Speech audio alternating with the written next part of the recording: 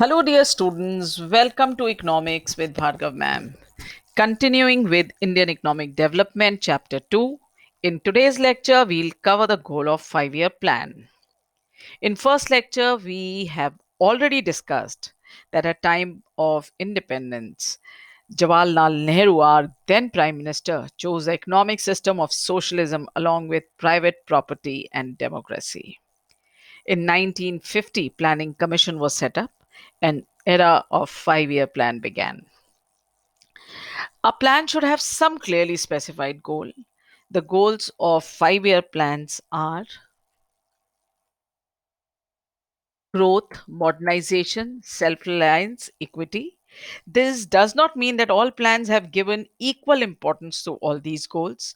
Due to limited resources, a choice has to be made in each plan about which of these goals is to be given priority. So let us study about each and every goal in detail. So we'll start with growth. Now growth का मतलब क्या होता है? Growth का मतलब होता है increase in availability of goods and services. Okay, तो जब भी increase in availability of goods and services होगी तो वो कैसे पॉसिबल होगी? तो ग्रोथ तभी होगी जब increase in countries capacity to produce the output of goods and services within the country.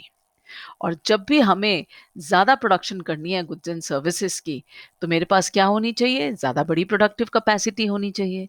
ज़्यादा बड़ी प्रोडक्टिव कैपेसिटी होनी चाहिए, तो उसके लिए जो सपोर्टिंग सर्विसेज हैं, जिसको मैं इंफ्रास्ट्रक्चर बोलती हूँ, वो बहुत बड़ा होना चाहिए, बहुत एफिशिएंट होना चाहिए. तभी मेरी प्रोडक्टिव कैपेसिटी एफिशिएंटली काम करेगी. तो भाई it implies a larger stock of productive capital, a larger size of supporting services like transport and banking, an increase in efficiency of productive capital and services. अब economic growth हो रही है, ये कैसे पता चलता है? तो a good indicator of economic growth is study increase in GDP. अब जीडीपी क्या है? Gross domestic product is nothing but money value of all the goods and services produced in the country during a given year. तो जब भी मेरे यहाँ production बढ़ेगी और हम उसकी मनी वैल्यू को स्टडी करेंगे, और अगर उसके अंदर कंटिन्यूस इंक्रीज दिख रहा है मुझे, तो मैं बोलती हूँ मेरे यहाँ ग्रोथ हो रही है. ओके, अब भाई क्यों ज़रूरी है कि मेरे यहाँ गुड्स एंड सर्विसेज की प्रोडक्शन इंक्रीज हो? जब भी आपकी गुड्स एंड सर्विसेज की प्रोडक्शन इंक्रीज होगी, आपकी लाइफ ज़्यादा रिच होगी, ज़्यादा वेरिड होगी, and you will have better productivity. So it is necessary to produce more goods and services if people of India are to enjoy a more rich and varied life. अब GDP में contribute कौन कौन करता है? वही जो production करेगा, जो वही कंट्रीब्यूट करेगा. तो प्रोडक्शन कौन करता है इकोनॉमी में? 3 सेक्टर्स करते हैं, और वो कौन कौन से सेक्टर्स हैं? Agriculture, industry and service sector. अब इन तीनों के कॉम्पोजिशन को ही हम बोलते हैं structural composition of the economy.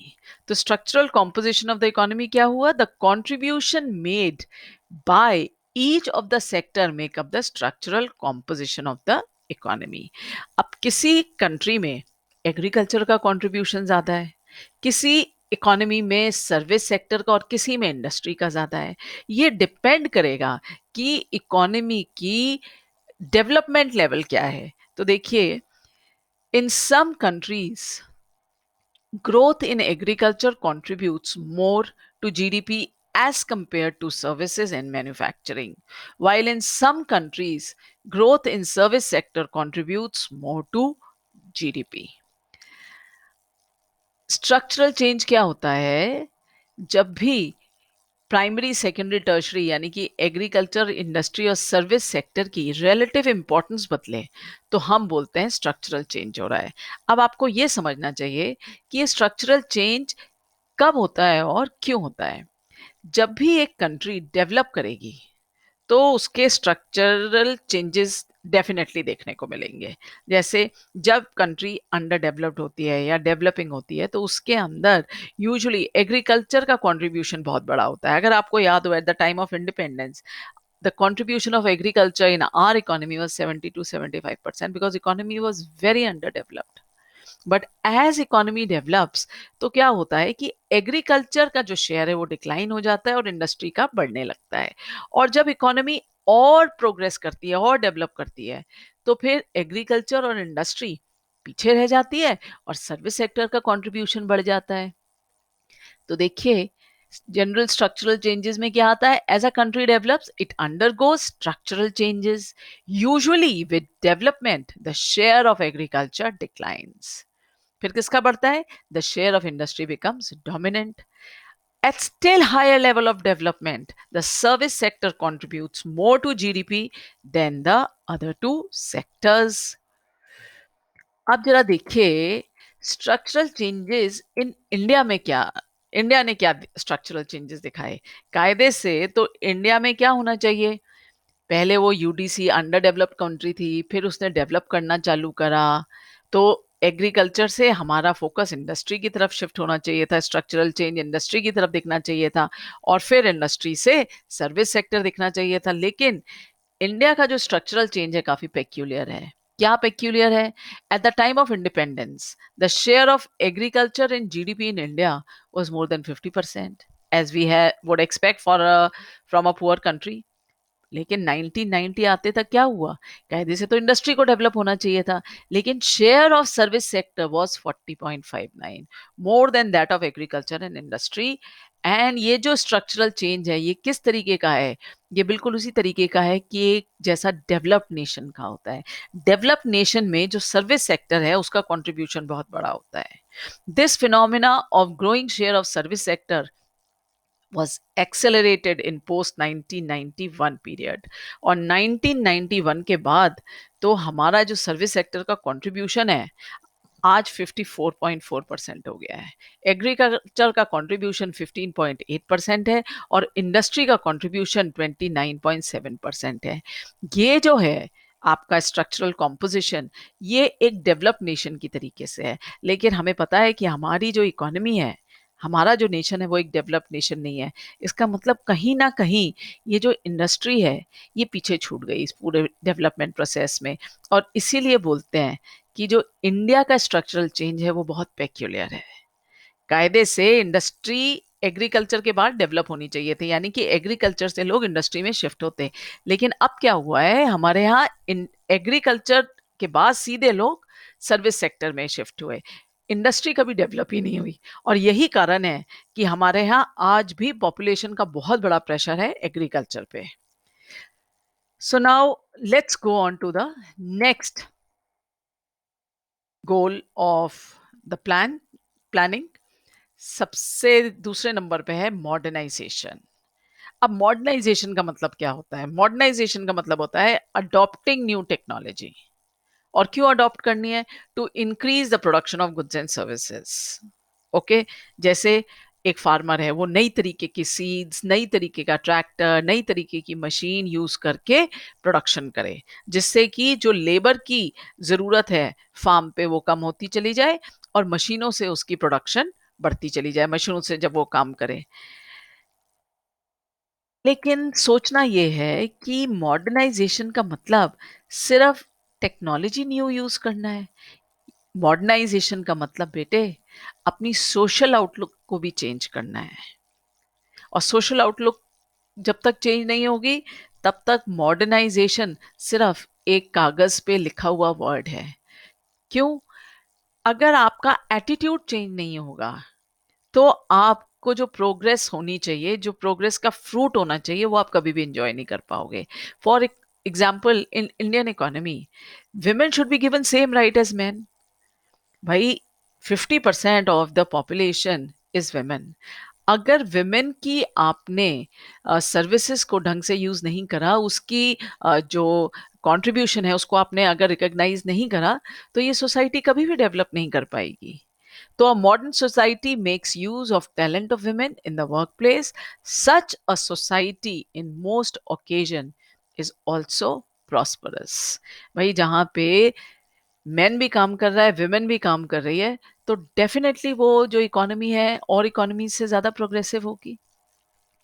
अब तीसरा गोल क्या है, तीसरा गोल है सेल्फ रिलायंस।